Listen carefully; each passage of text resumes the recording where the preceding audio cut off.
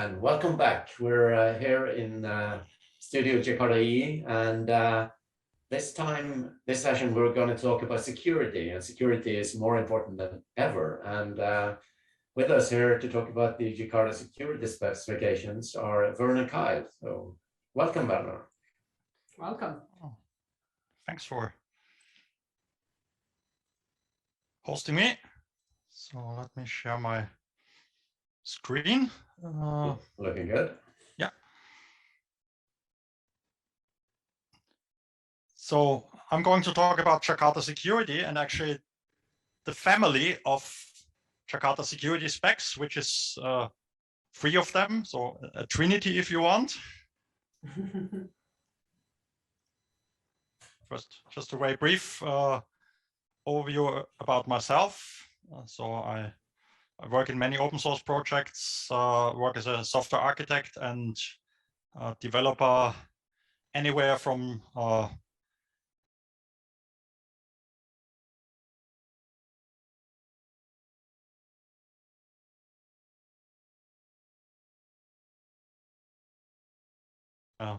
office lead of 2 GSRs in the Java community process, and also currently the committee member in the Jakarta EE specification committee.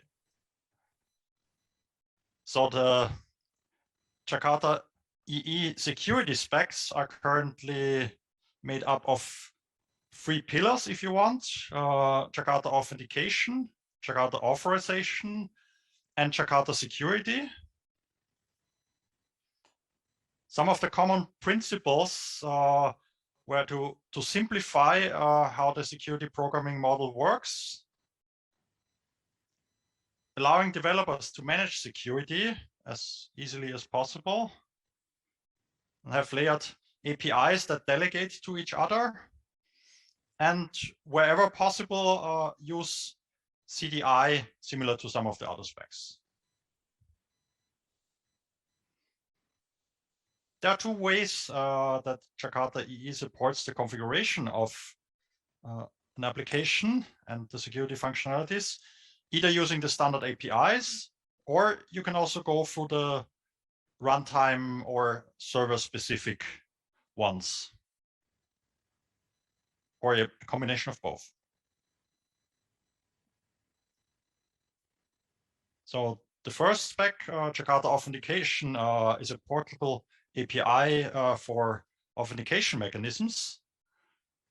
It abstracts how to access the identity store against which to authenticate. It's usually quite simple to configure.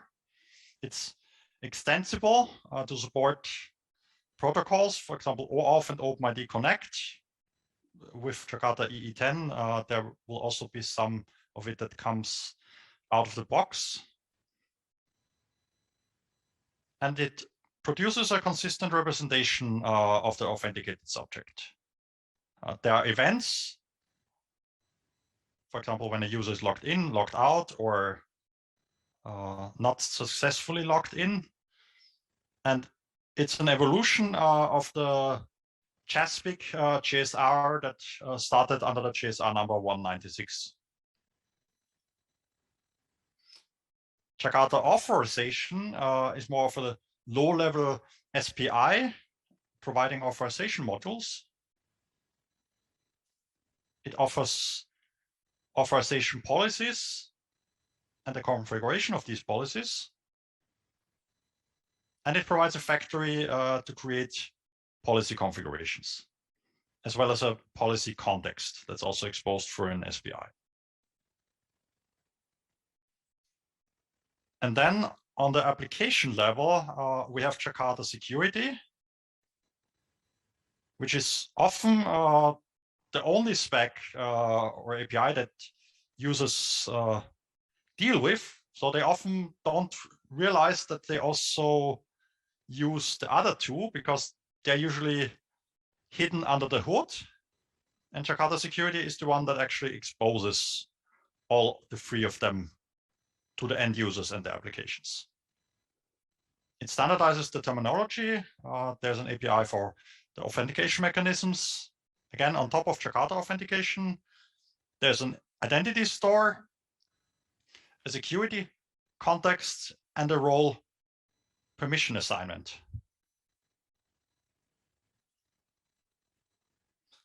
So with Jakarta EE 10, each of these specs will be upgraded. Authorization, as you see on the second digit, probably has the smallest changes, while the other two are both released in version 3.0. In Jakarta Authentication, there will be new and updated profiles, especially the servlet container light profile, a REST profile, while the SOAP profile is declared as stable. So that means eventually in the future version, it may also become optional, but at the moment it's declared stable. Jakarta Authorization 2.1 allows to register policy providers programmatically. That makes it easier to deploy in the cloud, and it offers additional authorization modules. And in Jakarta Security 3.0, as mentioned, there will be support for OpenID Connect, allowing to make authentication mechanisms available via URL. You can choose between different authentication mechanisms. And you can also have another mechanism as a fallback. There will be further CDI integration and also an alternative to the add roles allowed annotation.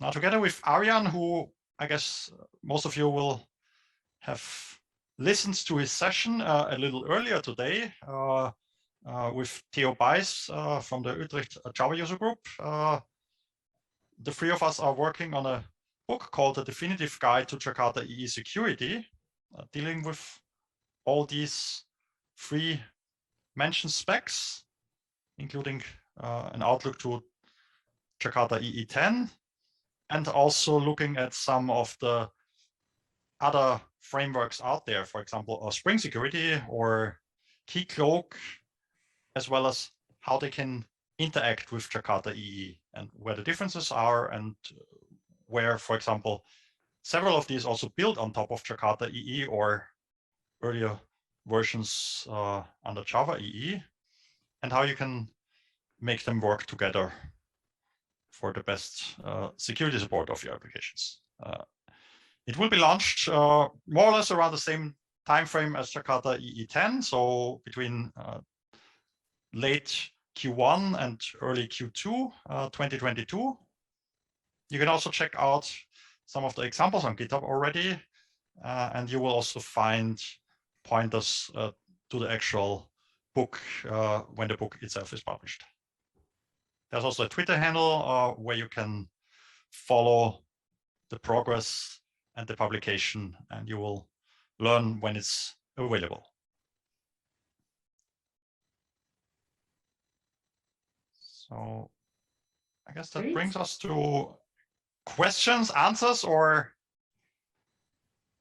Yeah, so anyone who has any questions for Werner can post them in the broadcast chat or in the question section there. And if we don't have time to answer all these questions here, Werner, I'm sure you will join the chat session afterwards and answer all the questions there. Yeah.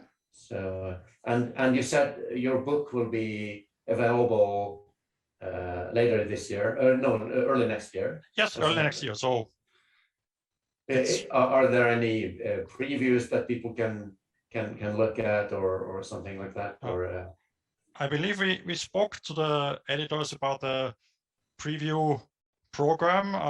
Theo asked about it. So if previews are available, then please also follow the Jakarta Sec book Twitter handle. It's also here on the slides. So if there are questions or comments or something directly to myself, then please use my personal Twitter handle. And otherwise, feel free to follow or ask the Jakarta Sec book handle for news about the book, or those of you who are interested to do an early review, then please also just write on the Twitter handle, and That's great. we'll make sure that those of you who are interested get an early access to it. And Yeah. I'm not sure if the book will be printed on paper or at least as an ebook, but since together with you, Eva, we are also, fingers crossed, in person be able to talk about this at JavaLand. So there will definitely be more about it, because in an ideal world, the book should already be available, or at least as an early preview. And maybe if I already have the book, I could also offer it to the audience there. Sounds good. That's excellent. Yeah. Talks about security and security. The topic in general is so important these days. I'm very happy to see the stuff that is being done in the security spec. And if there are anybody out there who wants to participate, then there are lots of stuff happening on the GitHub issue tracker, on the mailing list. So join the discussion and even contribute code by submitting pull requests. But like the OpenID Connect functionality, I think was contributed more or less via pull request.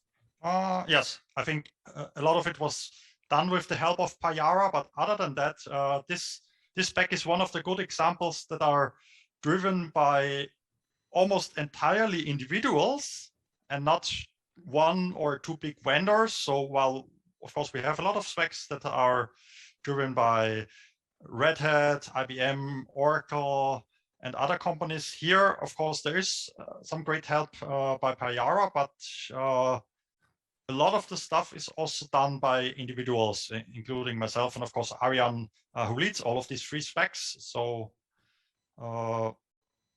yeah, it's definitely something that is similar to a few of the other specs. We also see that in REST, I believe, where we have some dedicated individuals, or in a SQL. So many of those new specs that come up are driven more by individual contributors and members of the community, and not entirely and not exclusively by big or smaller companies.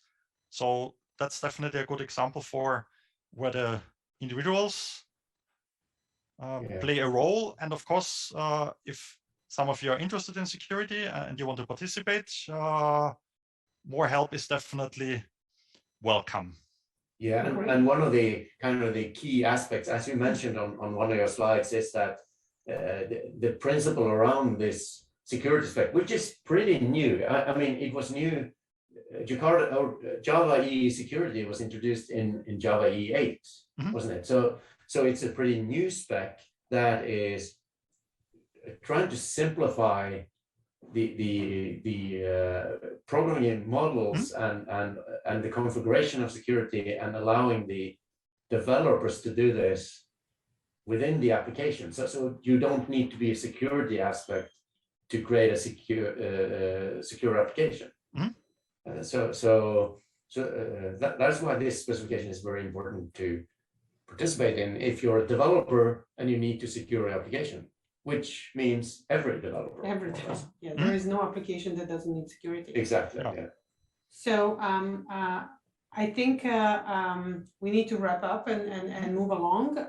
But Werner, thank you so much, and especially highlighting your book and Jakarta Security book.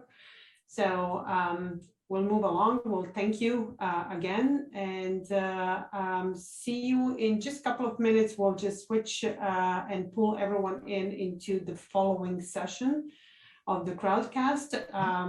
Please keep on the conversation in the chat room, and we will be answering the questions if you have any over there.